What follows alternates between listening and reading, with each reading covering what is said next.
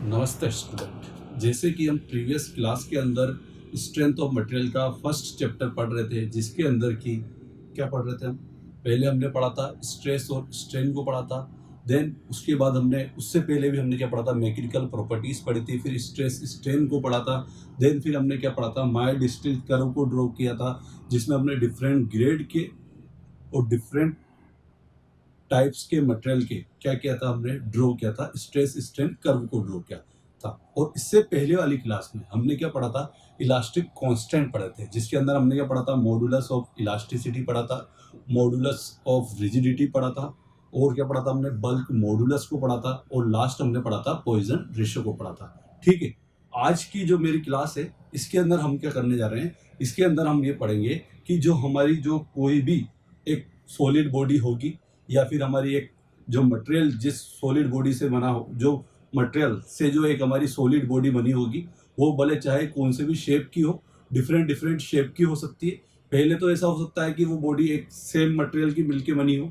ठीक है, दूसरी चीज हो सकती है कि उसमें डिफरेंट डिफरेंट मटेरियल का यूज करके हम उस एक रोड को बनाए या फिर एक बार को बनाए, और उसके ऊपर हम क्या करेंगे? कोई फोर्स अप्लाई करेंगे। क्या अप्लाई करेंगे? कोई एक्सियल फोर्स अप्लाई करेंगे। एक्सियल फोर्स मैंने बता दिया आपको, जो कि क्या लगता है? सरफेस के परपेंडिकुलर लगेगा। कैसे लगेगा? सरफेस के परपेंडिकुलर लगेगा। वो फोर्स कौन सा फोर्स होता है? हमारा एक्सियल फोर्स होगा। चाहे वो कंप्रेशन में भी हो सकता है और चाहे वो टेंशन में भी हो सकता है। और जब वो फोर्स अप्लाई होगा, एक्सियल फोर्स अप्लाई होगा, तो उसकी वजह से जो डिफॉर्मेशन होगा, जो इलोंगेशन होगा, जो एक्सटेंशन होगा, या फिर हम क्या बोले, जो डिफ्लेक्शन होगा या जो चेंज इन लेंथ होगी, उसको हम क्या करेंगे? कैलकुलेट करेंगे। ठीक है, क्या कैलकुलेट करेंगे? हमें चेंज इन लेंथ, लंबाई में परिवर्तन को ज्ञात करना है, जब उसके ऊपर क्या लगा होगा? फोर्स लगा होगा। ठीक है, पहले और डिफरेंट डिफरेंट कंडीशन में क्या हो सकता है? ये हो सकता है कि भैया वो क्या होता है? यूनिफॉर्मली क्या हो, वेरी करता हो सेक्शन, वो सर्कुलर भी हो सकता है। और क्या होता है? वो सर्कुलर भी वेरी कर रहा हो यूनिफॉर्मली। ठीक है, टेपर जिसे बोलते हैं टेपर होता है ना, एक साइड जो उसका डायमीटर वो D1 है, एंड देन कंटिन्यूअसली बढ़ते बढ़ते बढ़ते, और जो लास्ट वाला पॉइंट है, दूसरा वाला पॉइंट है, वहां पे क्या है? डायमीटर उसका D2 हो जाता है। ठीक है, सेकंड चीज, ये तो मैंने आपको शेप के अकॉर्डिंग बताया। और क्या हो सकता है? और ये हो सकता है कि वो मटेरियल जो है, जो हमारी सॉलिड बॉडी है या फिर जो हमारी रोड है, वो क्या हो सकती है? डिफरेंट डिफरेंट मटेरियल की मिलकर बनी हो सकती है। मतलब कि यदि उस बार को बनाने में कुछ पार्ट स्टील का हो, उसके अंदर कुछ पार्ट हमारा दूसरे मटेरियल का हो, कुछ वुडन का पार्ट हो, कुछ हमारा एल्यूमिनियम का पार्ट हो। ठीक है, तो डिफरेंट डिफरेंट मटेरियल के ऊपर भी क्या हो सकता है? से भी हमारी क्या बन सकती है? कोई रोड बन सकती है, कोई बार बन सकती है। और उसके ऊपर क्या हो सकता है? फोर्स अप्लाई हो सकता है। क्या होगा? उसके ऊपर फोर्स अप्लाई करेंगे। और फोर्स कौन सा अप्लाई करेंगे? अभी हम जो फोर्स अप्लाई करेंगे, वो ओनली फॉर कौन सा करेंगे? एक्सियल फोर्स अप्लाई करेंगे। कौन सा फोर्स अप्लाई करेंगे? एक्सियल फोर्स को हम अप्लाई करेंगे। एंड देन फिर हम क्या कैलकुलेट करना सीखेंगे कि उसमें डिफॉर्मेशन कितना हुआ है। हम उसको कैलकुलेट करके बताएंगे कि उसमें डिफॉर्मेशन या फिर चेंज इन लेंथ आपसे सभी तरह से पूछा जा सकता है। मैंने बोल दिया आपसे, इलोंगेशन बोल दे, चेंज इन लेंथ बोल दे, कॉन्ट्रैक्शन बोल सकता है। जो जरूर थोड़ी कि एक्सियल फोर्स जो होगा वो टेंशन नेचर का हुआ। ये भी हो सकता है कि उसके लंबाई के अंदर क्या हो सकता है? लंबाई में कम भी हो सकती है, ज्यादा जरूरी थोड़ी ज्यादा होगी, तो वहां पे क्या बोलेंगे कि कॉन्ट्रैक्शन भी बोल सकता है, वो चेंज इन लेंथ भी बोल सकता है, एक्सटेंशन भी बोल सकता है। इन सभी का मतलब ये, या लंबाई में कितना परिवर्तन आया है, जो डिफ्लेक्शन हुआ है वो कितना हुआ है, हमें वो कैलकुलेट करना है। ठीक है, तो इसके अंदर हम जब पहला केस लेके चलते हैं, उसके अंदर हम क्या करते हैं कि हम एक कोई रोड ले लेते हैं सिंपल सी, जो कि हमारे रेक्टेंगुलर या फिर कोई स्क्वायर शेप की या फिर किसी भी एरिया की है। उस एरिया की हमने एक यूनिफॉर्मली क्या ली है? एक बार को लिया है, एंड देन उसके ऊपर हमने क्या किया है? कोई फोर्स को अप्लाई किया, और वो फोर्स कौन सा होगा? एक्सियल फोर्स होगा। ठीक है, फोर्स एक्सियल फोर्स होगा। वो चाहे कंप्रेशन में भी हो सकता है और टेंशन में भी हो सकता है। और उसी के बिहाफ पे हम क्या निकालना सीखेंगे? उसका चेंज इन लेंथ। क्या निकालना सीखेंगे? चेंज इन लेंथ या फिर डिफॉर्मेशन या फिर डिफ्लेक्शन कैलकुलेट करके बताएंगे। ठीक है, तो आज जो हमारी स्टार्टिंग हो रही है, उसके अंदर तो हम पहले सिंपली यूनिफॉर्म लेके चल रहे हैं, देन फिर नॉन यूनिफॉर्म भी लेके चल रहे हैं, जिसे अपन क्या बोल सकते हैं? प्रिज्मेटिक। इसको आप क्या बोल सकते हो? यूनिफॉर्मली, मतलब यदि उसके थ्रू आउट द सेक्शन जो है, यदि क्या हो? सेम एरिया का हो, पूरी की पूरी जो रोड है, जैसे ये भी, ये मान लो मेरी ये रोड है, ये पूरी की पूरी थ्रू आउट द, इसका जो एरिया है वो सेम है। हर क्रॉस सेक्शन काटो यहाँ पे, तो इसका जो एरिया होगा वो क्या होगा? सेम होगा। तो ये किस टाइप की बार हुई? आपकी प्रिज्मेटिक बार हुई, जहां पे हर जगह उसका जो एरिया होगा वो सेम होगा। लेकिन यदि उसके एरिया डिफरेंट डिफरेंट हो सकते हैं, यहाँ पे कुछ बड़ा पार्ट आ जाए, फिर छोटा पार्ट आ जाए, फिर बड़ा आ जाए, मटेरियल सेम है लेकिन एरिया डिफरेंट डिफरेंट है, तो वो कौन सी बार कहलाएगी आपकी नॉन प्रिज्मेटिक बार कहलाएगी। कौन सी बार कहलाएगी वो नॉन प्रिज्मेटिक बार कहलाएगी। तो सबसे पहले जो हम डिस्कस करने जा रहे हैं वो कौन सी बार के बारे में डिस्कस करने जा रहे हैं, प्रिज्मेटिक बार है, उसके ऊपर क्या लग रहा है, फोर्स अप्लाई हो रहा है। फोर्स कौन सा अप्लाई हो रहा है, एक्सियल फोर्स अप्लाई हो रहा है।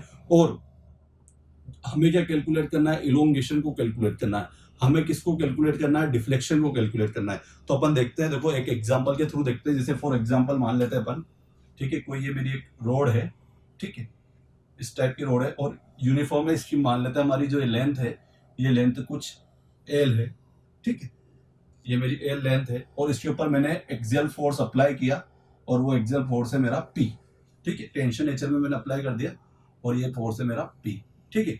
तो अब इसे हमें निकालने के लिए हम क्या करते हैं, हम सबसे पहले एक बार हुक्स लॉ को देख लेते हैं कि हमने जो हुक्स लॉ पढ़ा था वो हुक्स लॉ होता क्या है, ठीक है। तो हुक्स लॉ के अकॉर्डिंग यदि बात करूं मैं, तो हुक्स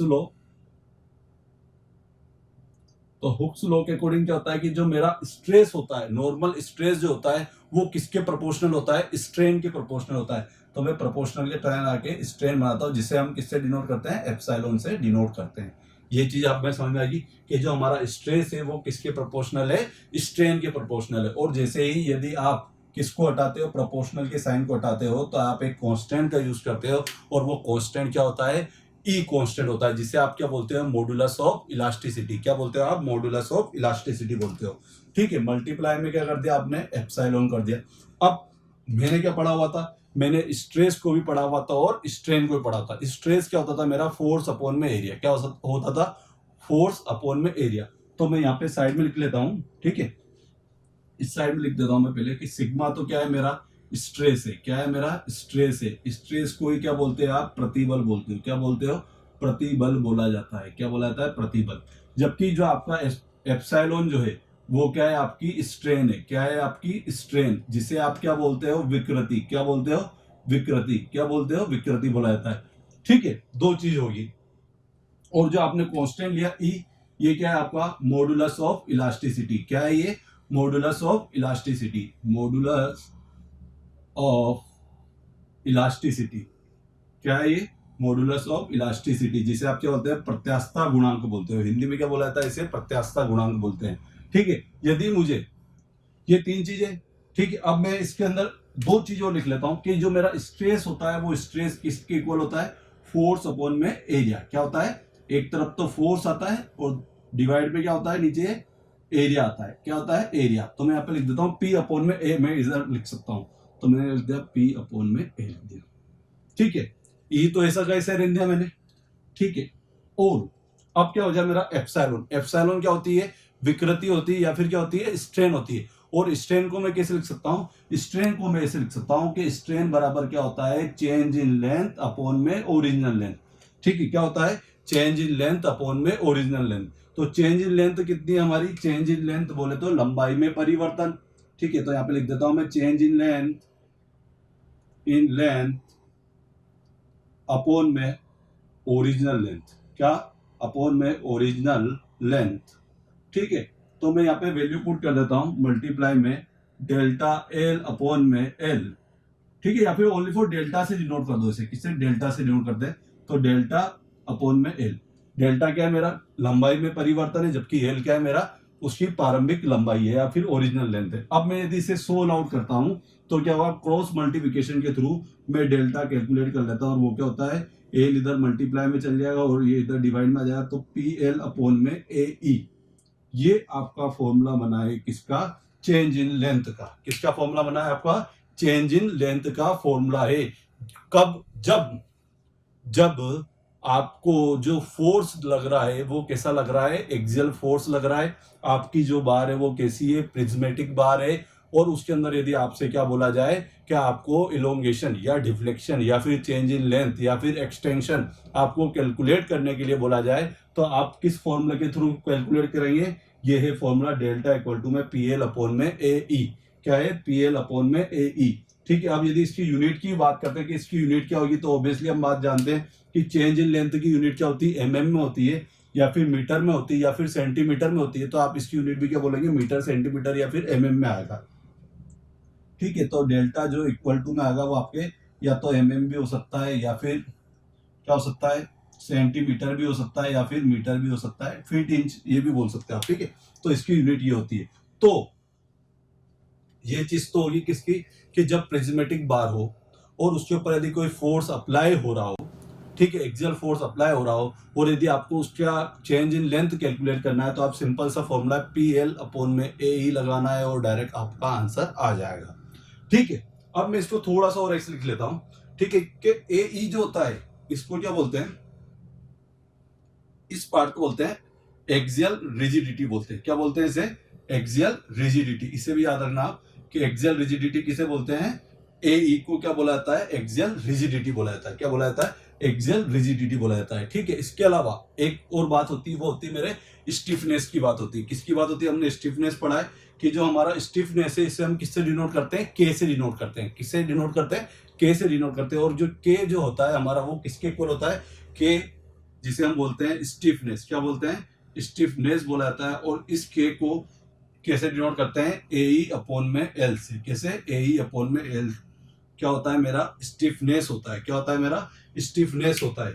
तो मैं चाहूं, क्या मैं यदि चाहूं तो मैं इस L को इसके डिवाइड में भेज के मैं इस चेंज इन लेंथ को किस टर्म में भी लिख सकता हूं, स्टिफनेस के टर्म में भी लिख सकता हूं। तो क्या होगा, मैं यहां से इधर कर रहा हूं इसको, तो मैं डेल्टा इक्वल टू में P और AE अपॉन में L कर देता हूं। एक बार तो नीचे मैंने डिवाइड में कर दिया, दैट मीन्स क्या हो गया, ये आगे चल के P अपॉन में K, ये मेरी चीज होगी है किसकी, डिफ्लेक्शन। यदि आपसे बोला जाए कि डिफ्लेक्शन को आपको किस रिलेशनशिप में लिखना है, किस रिलेशनशिप में लिखना है, स्टिफनेस के रिलेशनशिप में लिखना है, या चेंज इन लेंथ को आपको किस रिलेशनशिप में लिखना है, स्टिफनेस के रिलेशनशिप में लिखना है, तो वो क्या होगा, डेल्टा इक्वल टू में होगा आपका P अपॉन में K। क्या होगा, P अपॉन में K।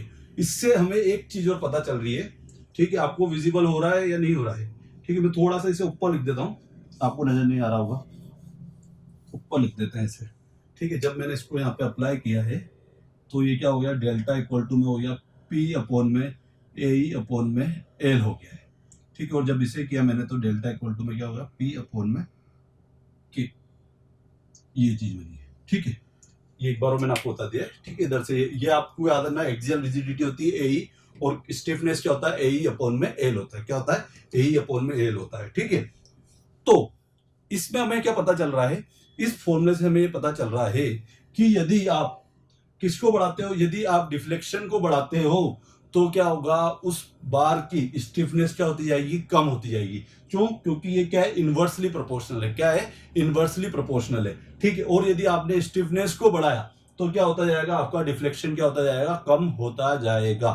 ऑब्वियस बात है, ठीक है। तो आप एक नोट बना के लिख सकते हो कि जब स्टिफनेस को बढ़ाया जाता है तो डिफ्लेक्शन कम होता है, बस। या फिर आप डायरेक्ट समझ सकते हो कि इनवर्सली प्रोपोर्शनल होता है, क्या, स्टिफनेस डिफ्लेक्शन के या फिर डिफ्लेक्शन स्टिफनेस के, ठीक है। ये चीज भी हमारी कंप्लीट होगी है।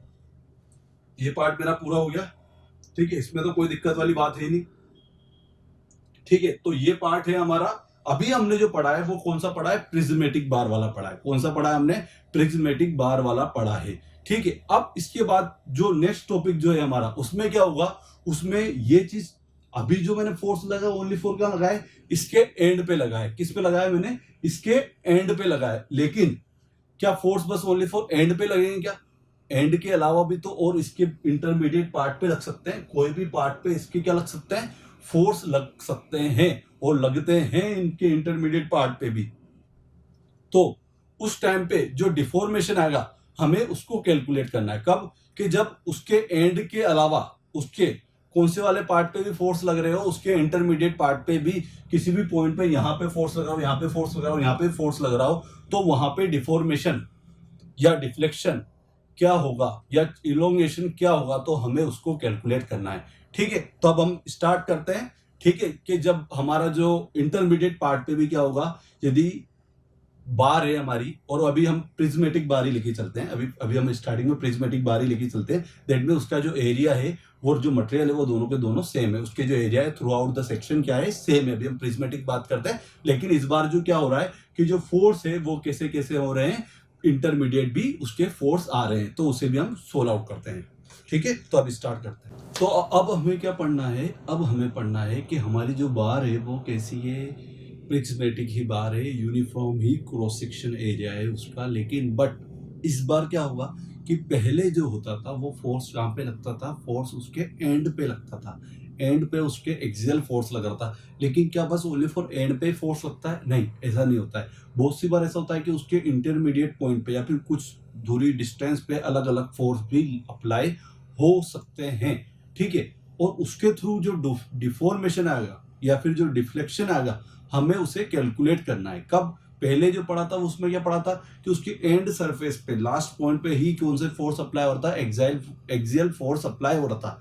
जबकि अब जो हम पढ़ने जा रहे हैं उसमें जो हमारी जो बार है वो प्रिज्मेटिक बार ही है। प्रिज्मेटिक बार दैट मीन्स क्या है, उसका जो एरिया है वो थ्रू आउट द लेंथ क्या है, इक्वल है या फिर एक समान है, ठीक है। मटेरियल जो बना हुआ है वो किसका, एक ही, जो हमारी जो बॉडी बनी हुई है, जो बार बनी हुई है, वो एक ही मटेरियल की मिलकर बनी हुई है। मैंने आपसे बोल दिया कि अभी जो हम डिस्कस करेंगे ओनली फॉर कौन किसकी बात डिस्कस करेंगे कि उसका मटेरियल एक ही है थ्रू आउट द बॉडी, उसका जो मटेरियल है वो क्या है, एक समान है, उसका क्रॉस सेक्शन जो है वो क्या है, सेम है। दैट मीन्स वो बार कौन सी है, आपकी प्रिज्मेटिक बार है। एक बात क्लियर होगी। लेकिन इस बार क्या होगा कि उसके इंटरमीडिएट पॉइंट पे भी, इंटरमीडिएट बीच में भी क्या हो सकता है, उस पर फोर्स अप्लाई हो सकते हैं। और फोर्स अप्लाई जब होंगे तो आपको क्या निकालना है, उसका डिफॉर्मेशन निकालना है या फिर उसका डिफ्लेक्शन निकालना है, ठीक है। तो उसको सोल्व करने के लिए हम किसका यूज करते हैं, हम एक सुपरपोजिशन जो एक है, इस मेथड के थ्रू हम क्या करेंगे, हम डिफॉर्मेशन कैलकुलेट करेंगे किसका, जब बार प्रिज्मेटिक होगी और उसके ऊपर जो फोर्स अप्लाई हो रही है वो एंड पे भी, और उसके अलावा उसके इंटरमीडिएट पॉइंट पे भी क्या लग रहे होंगे, फोर्स अप्लाई हो रहे होंगे। तो एक चीज तो समझ आ गई। अब इसका प्रिंसिपल क्या है, इसका प्रिंसिपल सिंपल सा एक प्रिंसिपल है सुपरपोजिशन का, कि आपको यदि किसी बार में क्या निकालना है, डिफॉर्मेशन निकालना है, डिफ्लेक्शन निकालना है, एलोंगेशन निकालना है, तो क्या करना है, और यदि उसके अंदर फोर्स, यदि इंटरमीडिएट पॉइंट पे भी यदि उसके फोर्स अप्लाई हो रहे हैं, तो जो उसकी स्ट्रेन होगी या फिर जो उसके अंदर चेंज इन लेंथ जो होगी वो क्या होगी, एल्जेब्रिक सम होगी टोटल। इंडिविजुअल पार्ट लेना है आपको, जैसे आपने पहले ए बी पार्ट ले लिया, देन फिर आपने बी सी पार्ट ले लिया, देन फिर आपने सी डी पार्ट ले लिया, देन फिर डी ई ले लिया, और इसके इंडिविजुअल पार्ट को आपको क्या करना है, सोल्व करना है। और वहां पे क्या निकालना है, आपको डिफॉर्मेशन निकालना है, डिफ्लेक्शन निकालना है, एलोंगेशन निकालना है, और इन सबका जो एल्जेब्रिक सम होगा, एल्जेब्रिक सम जिसमें आप प्लस को भी कंसीडर करोगे, माइनस को भी कंसीडर करोगे, और उन सबका टोटल मिला के जो वैल्यू आएगी वही क्या होगी, इस बार की क्या होगी, टोटल चेंज इन लेंथ होगी। क्या होगी, वही इसकी क्या होगी, चेंज इन लेंथ होगी, या डिफॉर्मेशन होगा या इलोंगेशन होगा। आई बात समझ में? तो हम इसको देखो सोल्व करके बताते हैं। पहली बात तो मैंने आपको बता दी कि यहाँ पे हम क्या ले रहे हैं। पहली बात तो एक सिंपल सा एक फॉर्मूला आप जरूर याद रखो, अपन ने जो पढ़ा हुआ है, इस पी एल अपॉन में ई को तो हमें ऑलवेज रिमेंबर करना है कि इसे तो हमें याद रखना ही रखना है, पी एल अपॉन में ए ई, ये चीज तो हमें पता पड़ेगी।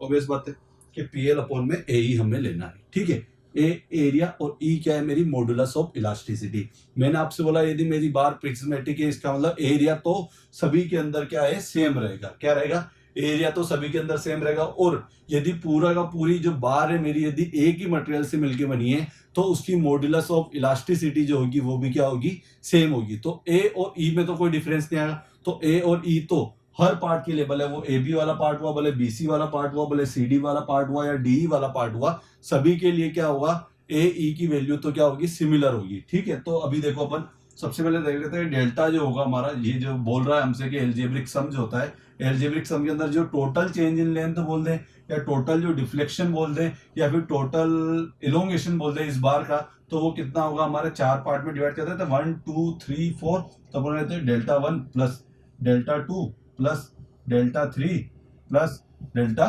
4 हो जाएगा, हो या डेल्टा 4, ठीक है। अब अपन इंडिविजुअल एक एक फॉर्मूला लगा देते हैं इनके।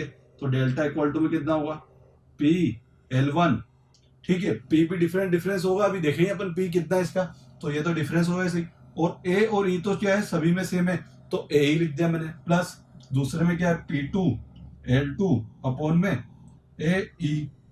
थर्ड वाला देखें तो P3 L3, क्योंकि लेंथ तो डिफरेंस है, जबकि ए ई क्या है, इसका सेम है। और फोर्थ कौन सा हमारा, इसके भी P4 L4 अपॉन में ए ई। ये बात क्लियर होगी, ठीक है। अब देखो ए ई तो चारों में सेम है, तो इसे हम क्या लेते हैं, बाहर कॉमन ले लेते हैं, तो डेल्टा इक्वल टू में क्या हो जाएगा 1 अपॉन में ए ई, और इसके मल्टीप्लाई में क्या हो जाएगा हमारा P1L1 plus P2L2 plus P3L3 plus P4L4, और यही क्या होगा आपका टोटल चेंज इन लेंथ कहलाएगी। यही क्या कहलाएगी आपकी टोटल चेंज इन लेंथ कहलाएगी। क्या कहलाएगी आपकी, यही आपकी टोटल चेंज इन लेंथ कहलाएगी। यदि आपसे बोला है यूनिफॉर्म सेक्शन है, कैसा है ये, यूनिफॉर्म सेक्शन है या फिर यूनिफॉर्म बार है, इसे आप लिख सकते हो यूनिफॉर्म बार लिख सकते हो या फिर प्रिज्मेटिक बार लिख सकते हो। क्या है, यूनिफॉर्म बार है आपकी, जिसके अंदर आपने क्या किया है, बट यहाँ पे जो फोर्स अप्लाई हो रहे थे वो कैसे अप्लाई हो रहे थे, पहले जो पढ़ा था वहां पे ओनली फॉर एंड पे अप्लाई हो रहे थे, जबकि यहाँ पे इंटरमीडिएट पॉइंट पे भी आपके क्या हो रहे हैं, फोर्स अप्लाई हो रहे हैं। और यदि आपको सुपर पोजिशन के थ्रू क्या है इसका प्रिंसिपल, के जो टोटल इंडिविजुअल पार्ट का आप क्या निकालो, चेंज इन लेंथ निकालो, और उन सबका यदि आप एल्जेब्रिक सम कर देते हो तो जो टोटल होगा वही क्या कहलाएगा आपका टोटल चेंज इन लेंथ कहलाएगी। जो टोटल आपका निकलेगा वही क्या कहलाएगी आपकी इस बार की डिफॉर्मेशन, या फिर इस बार में कितना डिफ्लेक्शन आया टोटल, या फिर इलोंगेशन कितना हुआ है, लंबाई में परिवर्तन कितना हुआ है, तो वो कंप्लीटली इसके थ्रू निकला है। ठीक है, एक बात तो क्लियर होगी हमारी कि हमें ये पढ़ना है। एक बार इसका आप स्क्रीनशॉट ले लें, देन फिर अपन इसको फोर्स को भी अपन सोल्व आउट करके बताता हूं।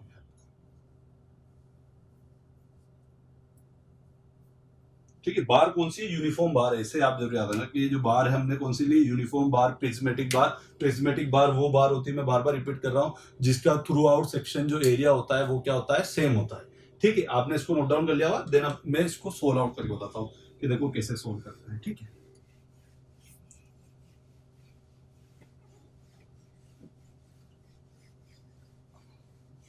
वन बाय वन लेंगे अपन इससे। ठीक है, पहले लेते हैं हम डेल्टा।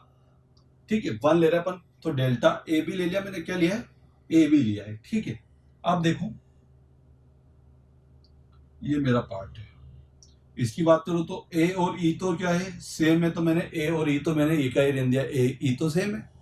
ठीक है, इसकी जो लेंथ हो रही है वो लेंथ कितनी हो रही है, L1 लेंथ है। कौन सी लेंथ है इसकी, L1 लेंथ है, क्योंकि लेंथ तो डिफरेंस है। ठीक है, अब बात करते हैं मैं यहाँ पे, तो यहाँ पे जो मेरा, इसे थोड़ा सा इधर देता हूँ, delta A B equal to को हम सोल्व कर रहे हैं। ठीक है, तो इसके अंदर क्या है, एक फोर्स तो इधर लग रहा है। ठीक है, एक, इसे न्यूटन बोल देते हैं, सभी को अपन न्यूटन दे देते हैं, कैसे न्यूटन वाले फोर्स लग रहे हैं, न्यूटन विद्या, सभी की यूनिट सेम है, न्यूटन में। ठीक है, 8 न्यूटन का फोर्स तो किधर लग रहा है, 8। ठीक है, ए है पॉइंट और ये मेरा बी है। ठीक है, 8 न्यूटन का फोर्स तो किधर बाहर की ओर लग रहा है। आपको ये हमेशा याद रखना है कि जब मेरा फोर्स बाहर की ओर लगेगा तो क्या होगा, आपका टेंशन होगा। क्या होगा, आपका टेंशन होगा। ठीक है, तो मैंने क्या कर लिया, 8 किलो न्यूटन का जो फोर्स है वो तो इधर बाहर की ओर लग रहा है। अब इधर देखते हैं, यहाँ पे क्या हो रहा है, बी से देखते हैं, तो जो 4 है वो तो किधर जा रहा है, बाहर की ओर जा रहा है, इसलिए मैंने इसे पॉजिटिव में लिख दिया। ठीक है, जबकि 2 है ये भी बी से किधर की ओर जा रहा है, बाहर की ओर जा रहा है, इसलिए मैंने इसे पॉजिटिव में ले लिया। ठीक है, जबकि जो 2 है वो क्या है, बी के अंदर की ओर आ रहा है, इसलिए मैंने इसे क्या ले लिया, माइनस में ले लिया। क्यों, क्योंकि ये कंप्रेशन फोर्स देगा। जबकि मेरा जो ये 4 है ये भी किधर की ओर जा रहा है, बाहर की ओर जा रहा है, तो मैंने इसको किस में लिख दिया, पॉजिटिव में, +4 लिख दिया। जब मैं इसे कंप्लीटली सोल्व करता हूं तो ये 2 से 2 माइनस हो जाए, दैट मींस कितना आ जाएगा, 8 न्यूटन का फोर्स आया। मतलब आपको यह करना है, दोनों ही तरफ की कंडीशन को इक्विलिब्रियम में करना है। दैट मीन इधर भी 8 न्यूटन आ रहा है, इधर भी 8 न्यूटन आ रहा है, दैट मीन आपने जो सोल्व किया है, जो फोर्स निकाला है वो आपका क्या है, सही आया है।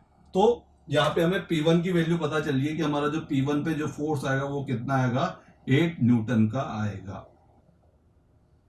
राइट, और वो किस नेचर का आएगा, कंप्रेशन नहीं, टेंशन नेचर का है। कौन से नेचर का आएगा, टेंशन नेचर, क्योंकि ये क्या है, बाहर की ओर लग रहा है। यदि अंदर की ओर लग रहा होता तो क्या होता, कंप्रेशन होता, और उसकी वजह से जो लंबाई में परिवर्तन जो होता है वो ज्यादा लंबाई बढ़ के नहीं क्या होती, उसकी कम होती, वहां पे क्या होता, कॉन्ट्रैक्शन होता। क्या होता, कॉन्ट्रैक्शन होता। और अभी फोर्स कौन सा लग रहा है, टेंशन फोर्स लग रहा है, जिसकी वजह से लंबाई में क्या होगा, इलोंगेशन होगा, या लंबाई में वृद्धि होगी। एक बात मुझे समझ आई, ये मैंने कौन सा वाला पार्ट किया है, पहला वाला पार्ट सोल्व किया है इसको। ठीक है, इसको मैं बॉक्स में बंद कर देता हूं पहले वाले, ये आप इसे एक बार नोट डाउन।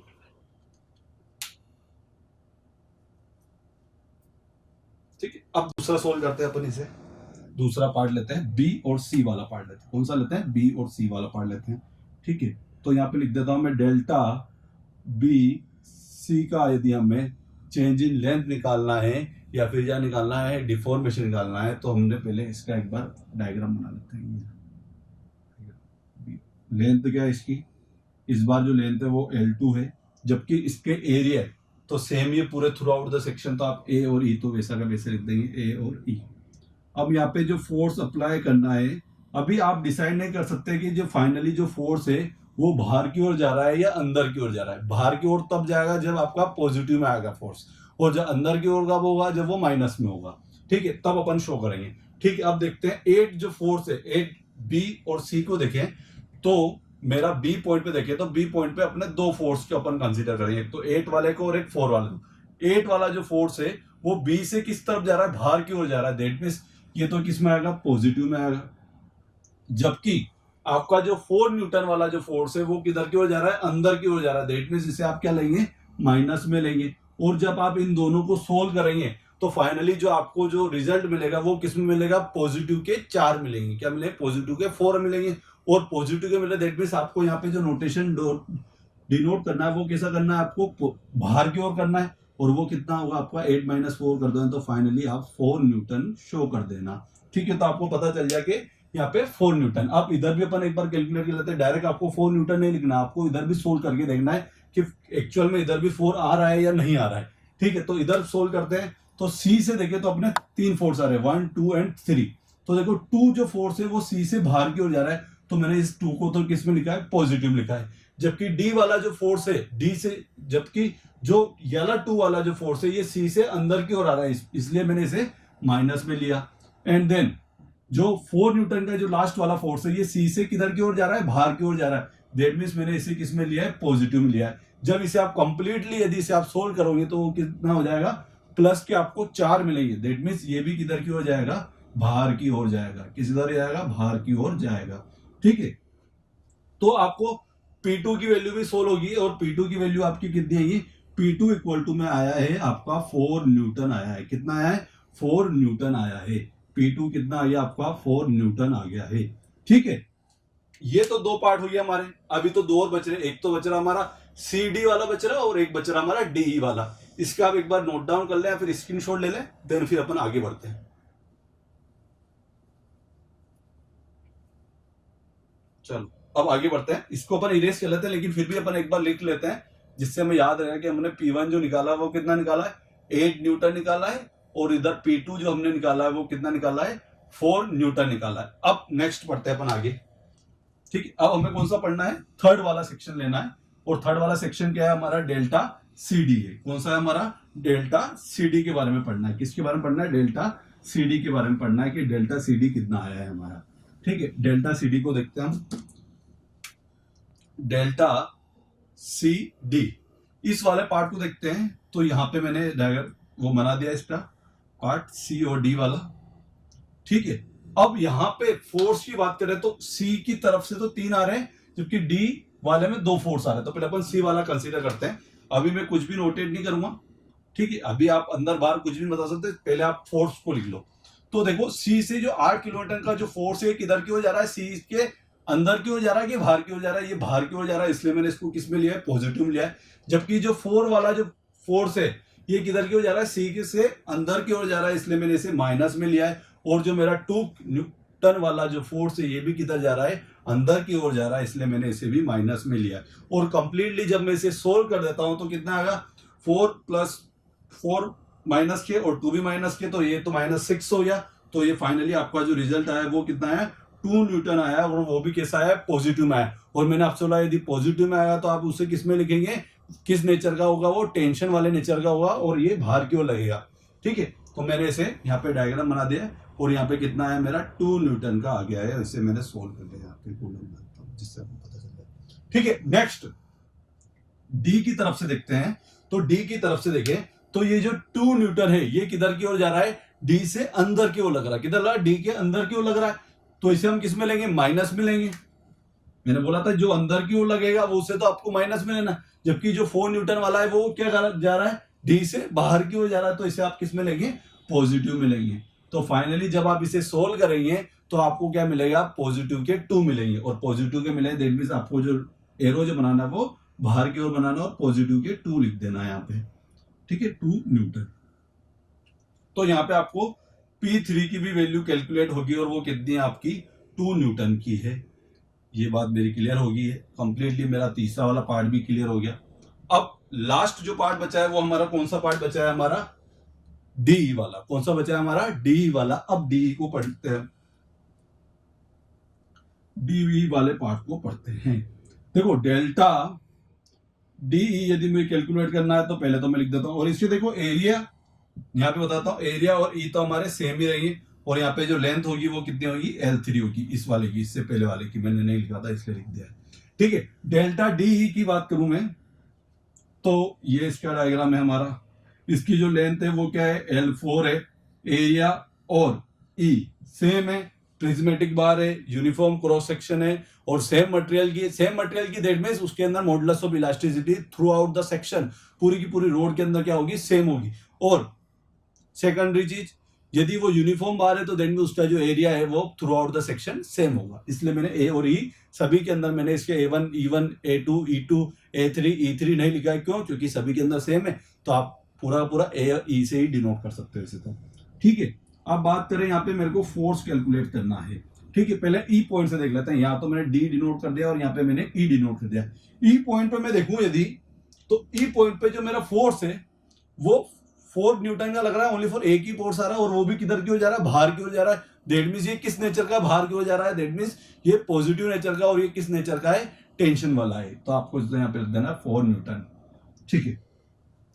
दूसरी चीज, यहाँ पे जो मेरे अब इसके अंदर डी पॉइंट पे कितने इतने फोर्स आ रहे हैं, एक तो 8 भी आ रहा है, एक 4 भी आ रहा है, एक 2 भी आ रहा है और एक 2 भी आ रहा है। अब इन सबके नेचर देख लेते हैं। तो देखो 8 न्यूटन का जो फोर्स है वो डी से बाहर की ओर जा रहा है, आपको बस डी और ई को देखना है, और इससे आपको और दूसरे फोर्सों को देखना है। तो जो 8 न्यूटन वाला फोर्स है ये डी से बाहर की ओर जा रहा है, इसका मतलब ये कि ये तो बाहर की ओर जा रहा है, दैट मींस पॉजिटिव में आएगा 8। और जो 4 वाला है वो डी से अंदर की ओर आ रहा है, दैट मींस क्या होगा, ये माइनस में होगा।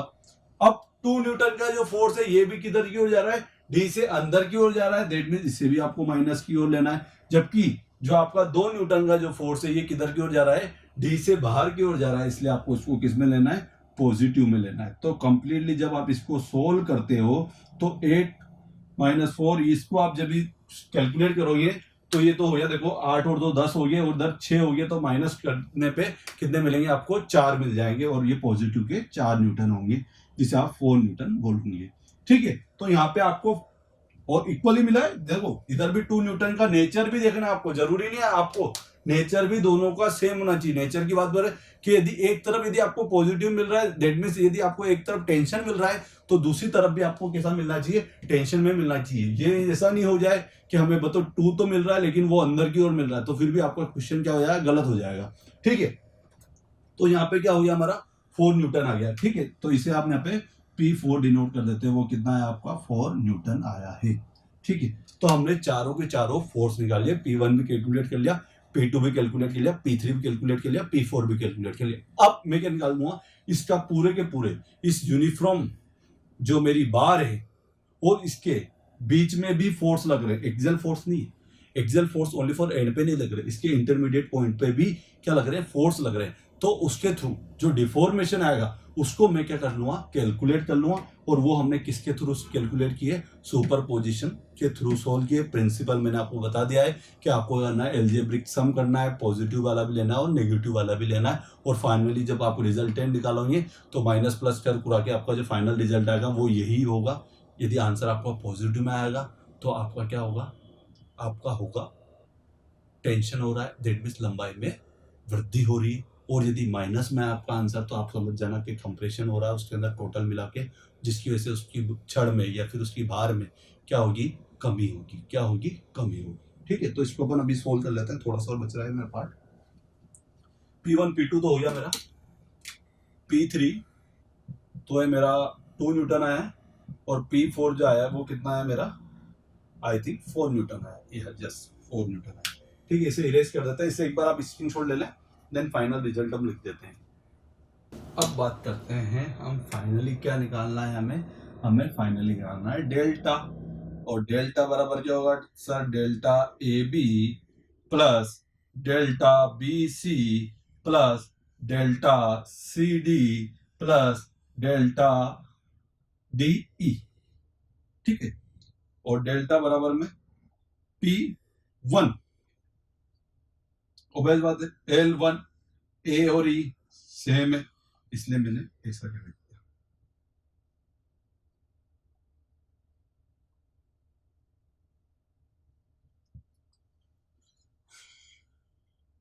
P3 L3 AE plus P4 L4 AE, ठीक है बेटा।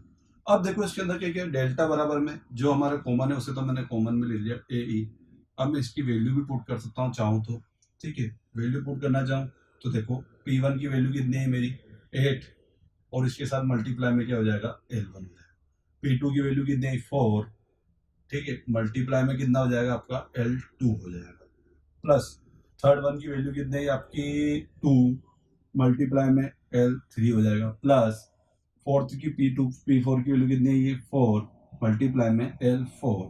जब आप इसमें कंप्लीट वैल्यू निकाल लोगे तो आपको फाइनल रिजल्ट पता चल जाएगा, और आंसर आपका mm में, मीटर में, सेंटीमीटर में, जिस भी आपको यूनिट में दिया होगा उसमें हमारा कैलकुलेट हो जाएगा, ठीक है।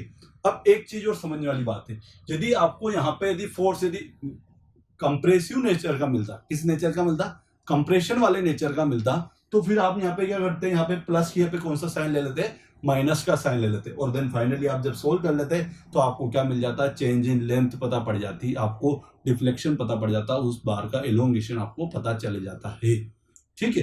तो ये तो हमने क्या पढ़ा है, प्रिंसिपल ऑफ सुपरपोजिशन पढ़ा है, और उसके थ्रू हमने किसके अंदर सोल्व किया है, जब हमारी बार कैसी होगी, यूनिफॉर्म क्रॉस सेक्शन की होगी। कौन सी होगी, यूनिफॉर्म क्रॉस सेक्शन की होगी। और दूसरी चीज क्या होगा कि जो थ्रू आउट जो बॉडी जो होगी या थ्रू आउट जो बार होगी वो किसकी बनी होगी, सेम मटेरियल की बनी होगी। किसकी बनी होगी, सेम मटेरियल की बनी होगी, ठीक है। तो अभी हमने दो चीज पढ़ ली है, अभी हमें और भी चीजें पढ़नी है, ठीक है। तो आप एक बार पहले इसके स्क्रीनशॉट ले लें, देन फिर अपन आगे बढ़ते हैं, ठीक है। इसे इरेज कर देते हैं।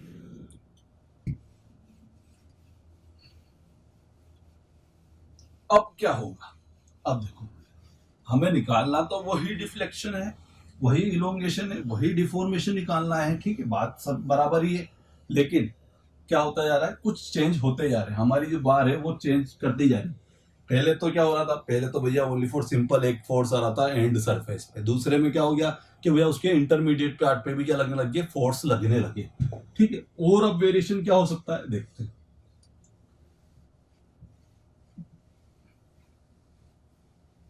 थर्ड वन, थर्ड कंडीशन हम डालते हैं, दो कंडीशन हमने पढ़ ली, थर्ड कंडीशन हम पढ़ते हैं, ठीक है। पहला हो जाए, दूसरा हो जाए। अब इस बार क्या करेंगे हम, वेरिंग को सेक्शंस ऑफ प्रिज्मेटिक बार ले, नहीं प्रिज्मेटिक बार हो ही नहीं सकती, क्यों, क्योंकि यदि उसके एरिया यदि डिफरेंस है तो प्रिज्मेटिक बार तो है नहीं। वो कौन सी बार हो जाएगी, नॉन प्रिज्मेटिक बार होगी। कौन सी बार होगी, नॉन प्रिज्मेटिक बार होगी। तो अभी हम पहले हेडिंग डाल देते हैं, वेरिंग और क्रॉस सेक्शन ऑफ बार।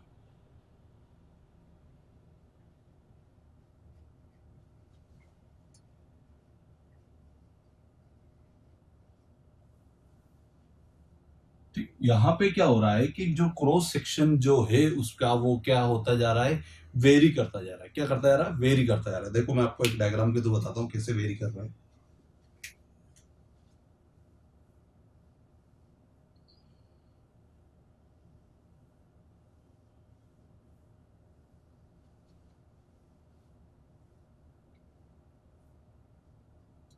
ठीक है, ये मेरा L3 हो गया है, इसकी लेंथ L2 है, जबकि इसकी लेंथ है L1 है। कौन सी लेंथ है इसकी, L1 है, ठीक है।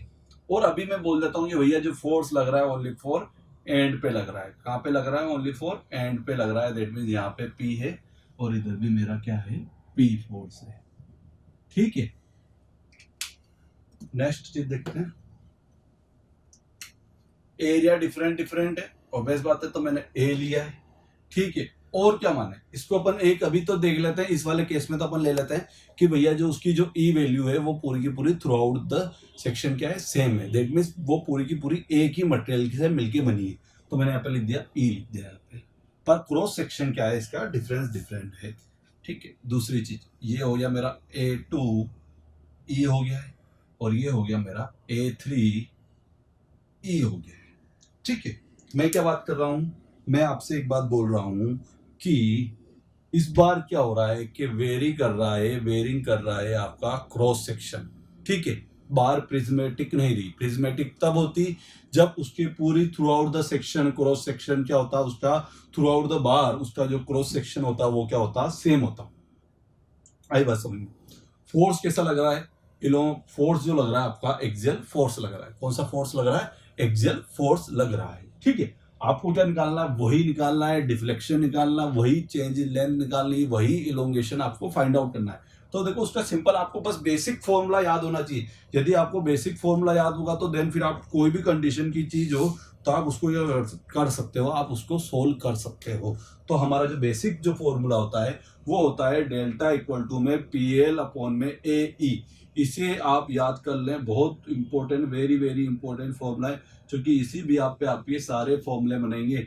PL अपॉन में AE क्या होता है, PL अपॉन में AE, ठीक है। अब यदि मैं इसकी बात करूं तो जो डेल्टा होगा वो डेल्टा होगा क्या, एक बात कर लेते हैं। मैंने आपको बोला कि अपन जो प्रिंसिपल ऑफ सुपरपोजिशन पढ़ा है वहां पे क्या पढ़ा है हमने कि आपको पूरे का पूरे थ्रू आउट द सेक्शन आपको है ना एल्जेब्रिक सम करना है। तो इसको भी 1 2 एंड 3 कर देते हैं एक बार। तो अभी तो पहले 1 + 2 + 3 तीनों का डिफॉर्मेशन का सम जो होगा वो फाइनली आपका total bar change in length होगी, या फिर डिफॉर्मेशन होगा, या फिर इलोंगेशन होगा, ठीक है। यदि मैं पहले वाले की बात करता हूँ डेल्टा इक्वल टू में, तो पहला वाला क्या होगा मेरा P है, क्योंकि फोर्स तो P लग रहा है, टोटली P फोर्स लग रहा है, मल्टीप्लाई में इस बार लेंथ यहाँ पे क्या हो रही, वेरी हो रही है, तो यहाँ पे L1 हो गया, ठीक है। और एरिया भी वेरी कर रहा तो A लिख दिया, जबकि मॉडुलस ऑफ इलास्टिसिटी क्या है, सभी की सेम रहेगी, क्योंकि थ्रू आउट जो सेक्शन है वो कैसा है, सेम मटेरियल का बना हुआ है। दूसरा है तो P तो भैया सेम रहेगा, L2 इधर आ जा A2, और A2 A1 क्यों लिया है, क्योंकि हमारी कैसा है क्रॉस सेक्शन जो है उसका वो क्या कर रहा है, वेरी कर रहा है। और थर्ड वन कौन सा होगा, P L3 A3 E। आप क्या कर सकते हो, आप इसको कॉमन ले लेना, तो क्या हो जाएगा हमारा P अपॉन में E तो हमारा कॉमन आ गया, और ये क्या हो जाएगा L1 E1 plus L2 E2 plus L3 E3। और ये आपका क्या आ गया, फाइनली रिजल्ट आ गया है। किसका रिजल्ट आ गया है कि यदि आपसे बोला जाए कि यदि मेरी बार का जो एरिया है, यदि जो मेरी बार है उसका जो एरिया है वो वेरी कर रहा है, क्या कर रहा है, वेरी करता जा रहा है, डिफरेंट डिफरेंट एरिया है, तो उसके अंदर जो डिफॉर्मेशन होगा वो डिफॉर्मेशन क्या होगा, तो फिर आपको इस तरह इसे सोल्व करना है। और अभी जो मैंने फोर्स लगाया वो ओनली फॉर कैसा फोर्स लगाया, उसके एंड पे फोर्स लगाया।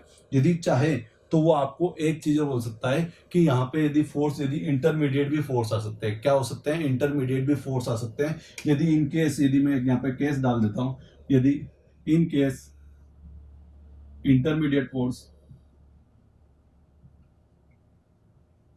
यदि इंटरमीडिएट फोर्स, यदि इनके बीच में भी यदि फोर्स आ जाते हैं, तो देन फाइनली जो आपका जो रिजल्ट होगा वो डेल्टा इक्वल टू में क्या होगा, 1 अपॉन में E। क्यों, क्योंकि भैया क्या हो रहा है इस बार P भी डिफरेंस आएंगे, वो जैसे हमने पहले पढ़ा था P1 P2 P3 आएंगे, तो यहाँ पे आप बोल सकते हो P1 L1 अपॉन में A1 plus P2 L2 upon में A2 plus P3 L3 upon में A3। ये आपका कंप्लीट हो गया है, क्या हो गया, कंप्लीट। दोनों चीज मैंने बता दी है। कब, जब यदि ओनली फॉर उसके एंड पे फोर्स लगेंगे तो आपका रिजल्ट ये होगा, और जब उसके इंटरमीडिएट भी यदि फोर्स लगेंगे तब आपको इसके थ्रू आपको सोल्व करना। और P1 P2 P3 P4 हमने पहले भी निकालना सीखा, सेम उसी प्रोसीजर के थ्रू आप इसको भी कैलकुलेट कर सकते हो। तो आप इसको लिख लें एक बार, इसका एक बार स्क्रीनशॉट ले लें, देन फिर अपन आगे बढ़ते हैं, ठीक है। इसको आप कर लो कंप्लीट, स्क्रीनशॉट ले लेना इसका।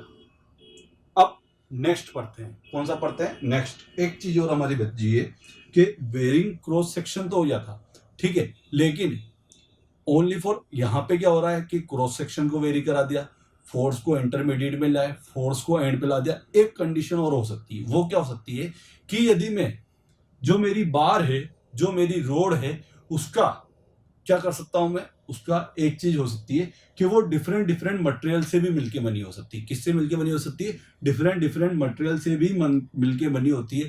तब उसका टोटल चेंज इन लेंथ या डिफॉर्मेशन या एलोंगेशन क्या होगा, तो हम उसको कैलकुलेट करेंगे। ठीक है, तो एक बार आप इसे नोट डाउन कर लिया होगा, आई होप आपने। ठीक है, इसे इरेज कर देता हूं, देन फिर मैं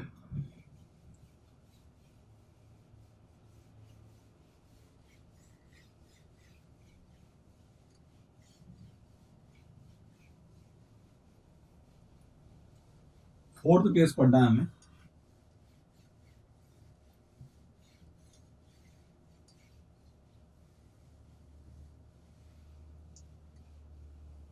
ठीक है, यहाँ पे हेडिंग बैठा देते हैं। यहाँ पे elongation of bar due to varying of cross section. ठीक है, या फिर अब चेंज इन लेंथ या डिफ्रेक्शन जो है हमारा, वो हम इसको अब कैलकुलेट करेंगे। अब हमें क्या पढ़ना है?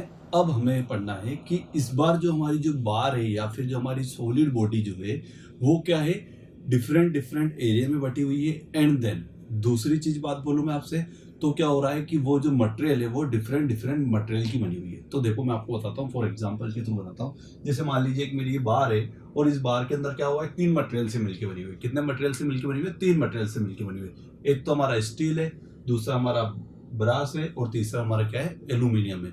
और तीनों की एरिया डिफरेंट डिफरेंट है। ठीक है, इसके मॉडुलस ऑफ इलास्टिसिटी, यदि मटेरियल अलग अलग है तो इसकी ऑब्वियस बात है मॉडुलस ऑफ इलास्टिसिटी भी क्या होगी, अलग अलग होगी। तो मैं लिख सकता हूँ कि इसको E1 से डिनोट कर देता हूँ, इसे E2 से डिनोट कर देता हूँ, और इसे E3 से डिनोट कर देता हूँ। ठीक है, एरिया भी क्या होगा, एरिया भी सेम नहीं होगा। क्यों? क्योंकि मैं क्या बोल रहा हूँ कि उसके जो एरिया है वो भी क्या है, डिफरेंट डिफरेंट है। ठीक है, तो यहाँ पे क्या हो जाएगा, A1 हो जाएगा, यहाँ पे A2 हो जाएगा, और यहाँ पे कितना हो जाएगा हमारा, A3 हो जाएगा। अब इस टाइप की यदि आपको बार मिले और आपसे बोला जाए कि इसमें टोटल चेंज इन लेंथ कितना हुआ है, डिफॉर्मेशन कितना हुआ है, डिफ्लेक्शन कितना हुआ है, तो इसको अपन कैसे कैलकुलेट करेंगे देखते हैं। ठीक है, मैंने आपसे बोला आपको एक फॉर्मूला जरूर याद रखना है, और वो फॉर्मूला सिंपल सा है, डेल्टा इक्वल टू में PL अपॉन में AE। इसे आपको याद रखना है। ठीक है, PL अपॉन में AE। अब इसके भी आप पे हम कैलकुलेट करते हैं। देखो कि जो मेरा डेल्टा है वो किसके इक्वल होगा, पहले तो लिख दो भैया डेल्टा, इसे 3 पार्ट में बांट दिया, तो मैंने AB plus delta BC plus delta CD। वही सुपरपोजिशन में क्या बोलते हैं कि टोटल एल्जेब्रिक सम लेना है चेंज इन लेंथ का। तो मैंने तीनों का चेंज इन लेंथ का मैंने एल्जेब्रिक सम ले लिया, और फाइनली ये बचा है। अब मैं ऐसे लिखूंगा डेल्टा बराबर में, अब देखो यहाँ पे फोर्स भी डिफरेंट डिफरेंस आ रहे हैं, तो यहाँ पे फोर्स को मैं P1 P2 P3 से डिनोट कर देता हूँ। तो P1 लेंथ क्या है, डिफरेंट है, तो L1 लिख दिया, और यहाँ पे लिख दिया एरिया भी अलग है और मॉडुलस ऑफ इलास्टिसिटी भी अलग है। रीजन क्या है कि यहाँ पे मटेरियल जो है इस बार को बनाने वो डिफरेंट डिफरेंट मटेरियल का यूज किया गया है। प्लस दूसरी चीज P2 L2 A2 E2 plus P3 L3 A3 E3। आप इन सबको सोल्व कर ले, वैल्यू पुट कर ले, तो आपको क्या मिल जाएगा, डिफ्लेक्शन पता चल जाएगा। क्या पता चल जाएगा आपको? आपको डिफ्लेक्शन कैलकुलेट हो जाएगा। क्या कैलकुलेट हो जाएगा? आपको डिफ्लेक्शन कैलकुलेट हो जाएगा। डेल्टा बराबर में P1 L1 अपॉन में A1 E1, P2 L2 upon में A2 E2, P3 L3 upon में A3 E3। आपसे बोले कि यदि डिफरेंट मटेरियल से मिलकर बनी हुई है, एंड सेकंड वन उसमें इंटरमीडिएट भी फोर्स लग रहा है, थर्ड वन उसका क्रॉस सेक्शन यूनिफॉर्म नहीं है, तो लेंथ भी डिफरेंट डिफरेंस है, तो आपको यदि चेंज इन लेंथ निकालने तो आप किसके थ्रू निकालोगे, इसके थ्रू आप कैलकुलेट करोगे। इसका आप एक बार स्क्रीनशॉट ले लें, देन फिर मैं आपको फोर्स भी सोल्व आउट करा के बताता हूँ। क्यों? क्योंकि P1 P2 P3 हमें सोल्व करने पड़ेंगे, तो सोल्व करके मैं आपको बताता हूँ। ठीक है, इसे हम इरेज कर देते हैं, देन हम वन बाय वन जैसे हमने पहले वाले क्वेश्चन में सोल्व किया था वैसे ही सेम इसके अंदर भी अपन P1 P2 और P3 सोल्व करके बताता हूँ मैं आपको। ठीक है, तो देखो पहला वाला पार्ट लिया मैंने जो कि हमारा स्टील वाला पार्ट है, ऑब्वियस बात स्टील वाला पार्ट है। ए है ये मेरा बी है। क्या निकाल रहे हैं अपन? डेल्टा A B हम निकाल रहे हैं। ठीक है, डिफॉर्मेशन निकाल रहे कौन से वाले पार्ट में, ए बी वाले पार्ट में फोर्स में निकाल रहे हैं। ठीक है, थोड़ा सा इसे लिख देते हैं यहाँ पे। ठीक है, यहाँ पे क्या हो रहा है, एक से देखे तो एक फोर्स आ रहा है अंदर की ओर आ रहा है, अंदर की ओर आ रहा है, दैट मीन्स ये मैंने 8 किलो न्यूटन, 8 न्यूटन का आ रहा है, अंदर की ओर मैंने साइन बना दिया। अब इधर देखे तो जो 2 है वो अंदर की ओर आ रहा है, अंदर की ओर आ रहा है, दैट मीन्स इसे मैंने माइनस में ले लिया। 4 जो है वो बी से बाहर की ओर जा रहा है, इसलिए मैंने इसे प्लस में लिख दिया। और जबकि जो डी है वो डी जो डी की तरफ से सॉरी बी से एक और फोर्स जा रहा है, वो कौन सा रहा है हमारा 10 न्यूटन जा रहा है, वो किधर जा रहा है, अंदर की ओर जा रहा है, दैट मीन्स इसे मैंने 10 लिख दिया। तो 10 + 4 14 माइनस 2 दैट मीन्स 10 है, ये भी माइनस में होगा, सॉरी क्यों, क्योंकि अंदर की ओर जा रहा है। तो 10 + 2 12 और 12 में से 4 गए तो कितने बचे आपके, माइनस के 8 बचे। माइनस का है दैट मीन्स इससे भी आप किधर लिख सकते हो, अंदर की ओर लिख सकते हो। और ये कितना हो जाएगा आपका, 8 न्यूटन का हो जाएगा। किसका हो जाएगा, 8 न्यूटन का हो जाएगा। तो आप ये बता सकते हो कि जो मेरा P1 जो आया है वो आपका कितना आया है, 8 न्यूटन का है, लेकिन जो इसका नेचर है वो कैसा है, कंप्रेशन नेचर। यदि आप सी लिख देते हो तो फिर आपको माइनस लिखने की जरूरत नहीं है, आप सिंपल लिख दे कि P1 बराबर कितना है, 8 न्यूटन का आया है, और किस नेचर का आया है, कंप्रेशन नेचर का है। किस नेचर का है, कंप्रेशन नेचर का है। चलो ये पार्ट तो आपको समझ में आया, ठीक है, वो सोल्व कर लेना, उसे सोल्व करके 8 न्यूटन ही आएगा। और वो भी कौन सा आ रहा है, माइनस वाला पार्ट आ रहा है, तो इसलिए माइनस का आ रहा है, इसलिए अंदर की ओर फोर्स आया, दैट मींस वो किस नेचर का है, नेगेटिव नेचर का है और कंप्रेशन नेचर का है। ये पहला चीज तो मेरी क्लियर होगी कौन से वाले पार्ट की, ए बी वाले पार्ट की। अब मैं दूसरे वाले पार्ट पे आता हूँ, जो कि हमारा किसका बना हुआ है, ब्रास का बना हुआ है, और उस पे नेचर देखते हैं हम क्या फोर्स लग रहे हैं, जो कि हमारा बी और सी वाला पार्ट है। हम किसको निकाल रहे हैं इस बार, डेल्टा बी सी वाले पार्ट को सोल्व करते हैं। और इसको सोल्व करते हुए देखते हैं तो हमारा 8 न्यूटन का जो फोर्स है वो तो बी से अंदर की ओर जा रहा है, अंदर की ओर जा रहा है, दैट मींस क्या है, माइनस में लेंगे। जबकि जो 2 न्यूटन का जो फोर्स है वो किधर की ओर जा रहा है, बाहर की ओर जा रहा है, दैट मींस इसे हम किस में लेंगे, प्लस में लेंगे। फाइनली जब आप इसको सोल्व करोगे तो कितना बचेगा, -6 बचेंगे, -6 बचे, दैट मींस ये फोर्स किधर की ओर जा रहा है, अंदर की ओर जा रहा है। आप डायरेक्ट अंदर का साइन बना दो, दैट मींस हम समझ में आ जाएगा कि आपको भैया 6 बचे माइनस के। अब यहाँ पे माइनस लिख दो, बोले कोई दिक्कत वाली बात नहीं, माइनस मैंने लिख दिया। देन फाइनली आप यहाँ पे सी डिनोट कर देना, ठीक है, माइनस के बचे। अब इधर की ओर बात करें, सी की तरफ से बात करें, तो सी की ओर से बात करें तो जो मेरा 4 जो है वो किधर की ओर जा रहा है, बाहर की ओर जा रहा है, बाहर की ओर जा रहा है, दैट मींस इसे हम कैसे लेंगे, पॉजिटिव में। जबकि जो 10 न्यूटन का जो फोर्स है वो किधर की ओर आ रहा है, अंदर की ओर आ रहा है, दैट मींस इसे मैं किस में लूंगा, प्लस में लूंगा, क्या माइनस में लूंगा, माइनस में लूंगा, किस में लूंगा, माइनस में लूंगा। और फाइनली जब अब इसे अपन सोल्व करें तो कितना बचेगा, -6 बचेंगे। और -6 बचेंगे तो आप किस में बोलोगे कि भैया ये भी जो फोर्स मिला है हमें किस नेचर का मिला है, कंप्रेशन नेचर का मिला है। किस नेचर का मिला है, कंप्रेशन नेचर का मिला है। तो आप P2 बराबर में क्या लिख सकते हो, 6 न्यूटन लिख दो, और साथ में आपके लिख दो कंप्रेशन लिख दो, क्या लिख दो, कंप्रेशन लिख दो। ठीक है, ये 2 पार्ट तो हमारे सोल्व हो गए। आप एक बार इसका स्क्रीनशॉट ले लें, देन फिर अपन थर्ड वाला पार्ट करते हैं। देन फाइनली अपन रिजल्ट निकाल लें कि भैया यहाँ पे कॉन्ट्रैक्शन होगा या एलोंगेशन होगा, ये भी चीज हमें पता पड़ जाएगी कि बार में लंबाई में वृद्धि होगी या कमी होगी, वो चीज हमारी सोल्व हो जाएगी। ठीक है, तो आप इसका स्क्रीनशॉट ले लें। ठीक है, मैं यहाँ पे लिख देता हूँ एक बार साइड में, जिससे हमें पता रहे, बाद में भूले नहीं। P1 इक्वल टू कितना है, 8 न्यूटन है, और किस नेचर का है, कंप्रेशन नेचर का। और P2 जो है हमारा वो किस नेचर का है, 6 न्यूटन का है, जबकि वो कंप्रेशन नेचर का है। ठीक है, अब नेक्स्ट अपन थर्ड वाला पार्ट करते हैं सोल्व इसका।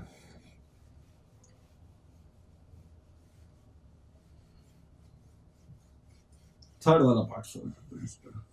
और जो थर्ड वाला पार्ट है वो कौन सा पार्ट है हमारा, सी और डी वाला पार्ट है। कौन सा पार्ट है हमारा, सी डी। तो डेल्टा सी डी वाला जो पार्ट है उसके अंदर हमने बना लिया, ये हमारा डायग्राम है। किसकी है, एल्यूमिनियम का है भैया, ये जो बना हुआ है यहाँ से यहाँ तक का। ठीक है, अब यहाँ पे क्या हो रहा है, जो 10 न्यूटन का फोर्स है वो तो डायरेक्ट अंदर की ओर, डी से देखें तो अंदर की ओर जा रहा है, अंदर की ओर जा रहा है, दैट मींस कंप्रेशन में 10 न्यूटन, माइनस से डिनोट करते हैं, अंदर की ओर जा रहा है। जबकि यहाँ पे देखें तो 8 जो है माइनस का अंदर की ओर जा रहा है, जो 2 है वो बाहर की ओर जा रहा है प्लस का, और 4 जो है वो भी माइनस का, क्योंकि वो भी अंदर की ओर जा रहा है सी से। ठीक है, तो भैया इसे 4 ले लिया। अब इसे सोल्व करेंगे तो कितना बचा, 8 माइनस के 4 12 हो गया, प्लस का 2 आया, दैट मीन्स फाइनली जो रिजल्ट आया वो आपका माइनस में है, न्यूटन में है, और माइनस में है, दैट मीन्स अंदर की ओर फोर्स है। तो आपको जो P3 जो मिला है वो कितना मिला है, 10 न्यूटन मिला है। और इसका नेचर भी कैसा है, कंप्रेशन नेचर का है। किस नेचर का है, कंप्रेशन नेचर का है। ठीक है, तो आप P1 P2 P3 एक बार लिख ले, देन फिर मैं आपको कुछ और रिजल्ट बताता हूँ इसके कि रिजल्ट क्या आया है आपका और हमें क्या पता चला इससे।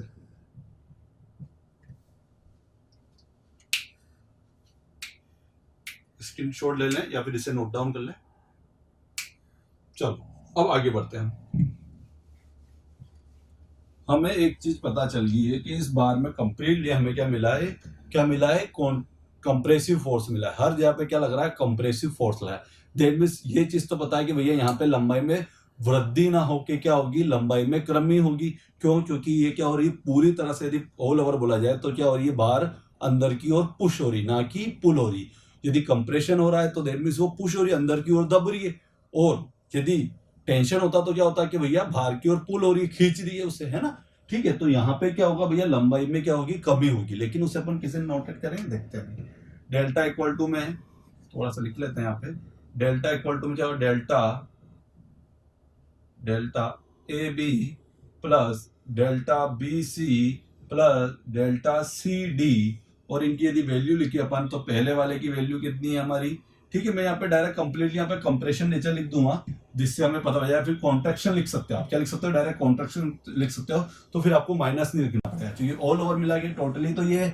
यदि यहाँ पे कोई पॉजिटिव वाला आता, कोई टेंशन वाला नेचर वाला आता, तो फिर अपन इसे प्लस माइनस से डिफरेंशिएट करते कि अपन जो हमारा कंप्रेशन वाला होता है उसको अपन माइनस में लिखते, एंड देन जो टेंशन वाला होता है उसे अपन प्लस में लिखते। लेकिन यहाँ पे तो फाइनली क्या पूरा पूरा कंप्रेशन में, तो अपन यहाँ पे फाइनली यहाँ पे अपन कंप्रेशन में लिख देंगे और उधर पूरा का पूरा क्या लिख देंगे, अपन पूरा सेम साइन से लिख देते हैं। तो हमारा जो भैया पहला है 8 मल्टीप्लाई में L1 अपॉन में A1 E1 प्लस दूसरा क्या हमारा 6 न्यूटन है मल्टीप्लाई में L2 अपॉन में A2 E2 है।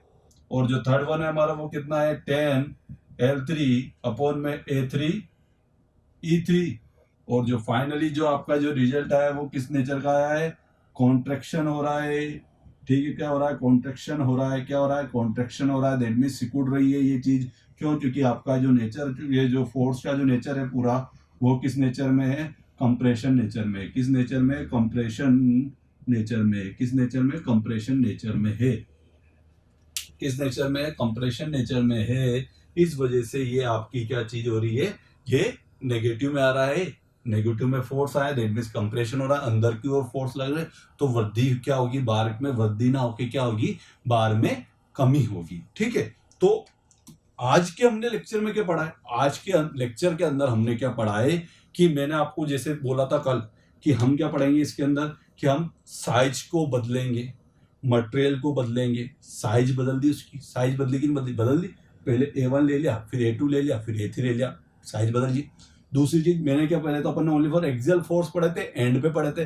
लेकिन आज के लेक्चर में हमने क्या कर लिया, इंटरमीडिएट पॉइंट पे भी क्या लगाया हमने, फोर्स को लगा के उसके अंदर चेंज इन लेंथ या जो वेरिएशन आता है उसको पढ़ लिया। ठीक है, अभी हमने क्या किया, साइज को। अब हम क्या करेंगे, कल के लेक्चर में हम क्या पढ़ेंगे, हम पढ़ेंगे कि भैया डिफरेंट डिफरेंट शेप के पढ़ेंगे। ठीक है, अभी जो बार हो रही थी वो पूरी की पूरी क्या हो रही थी, या तो सर्कुलर ले रहा हूं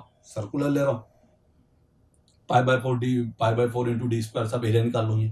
एल लेंथ पूरी पूरी कंटिन्यू आप डिफरेंशिएट कर दो। स्क्वायर आता तो क्या कर देते आप, साइड इंटू साइड कर देते। रेक्टेंगल होता तो एल इंटू बी कर देते, एल इंटू बी नहीं, बी इंटू एच कर देते। एल तो उसकी लेंथ है सही, बी इंटू एच से आप निकाल देते। ठीक है, अभी तक तो ये चीज थी, एरिया ये था। लेकिन अब क्या होगा, आने वाले नेक्स्ट लेक्चर में क्या होगा कि मैं आपको दूसरे शेप की दे सकता हूँ। जैसे कि मैं क्या दे सकता हूँ कि आपको एक टेपर बार दे सकता हूँ और वो रेक्टेंगुलरी टेपर है।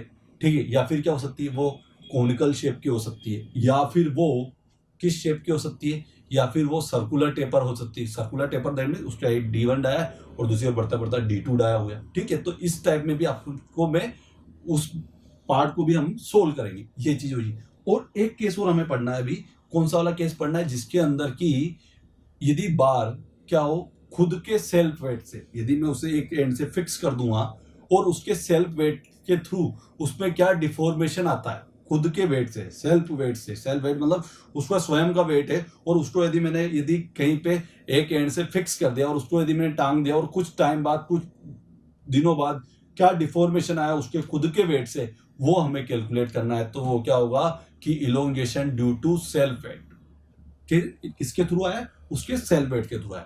तो हमें उसे पढ़ना है। देन फिर हम क्या पढ़ेंगे, कंपोजिट बार को पढ़ेंगे, वो भी हम उसी लेक्चर में पढ़ लेंगे, इससे नेक्स्ट वाले लेक्चर में।